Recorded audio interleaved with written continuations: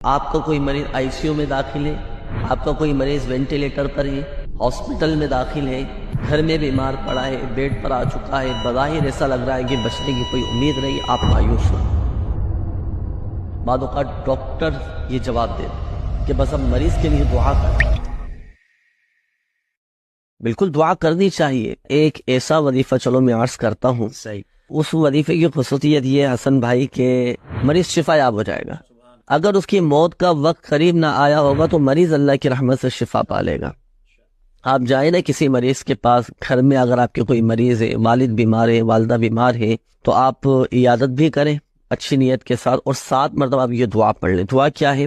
آسان کر کے میں آپ کو بیان کرتا ہوں۔ اسأل اللہ العظیم رب العرش العظیم ان یشفیک۔ یہ ہمارے آقا صلی اللہ تعالیٰ علیہ وآلہ وسلم نے دعا کی تعلیم ارشاد فرمائی ہے کہ جس نے کسی ایسے مریض کی عیادت کی کہ جس کی موت کا وقت قریب نہ آیا ہو، اور پھر اس کے پاس بیٹھ کر یہ 7 مرتبہ یہ الفاظ کہے، یہ جو دعا میں نے عرض کی ہے، یہ دعا کرے، یہ دعا پڑھے، تو اللہ تبارک و تعالی اسے اس مرض سے شفا عطا فرمائے گا۔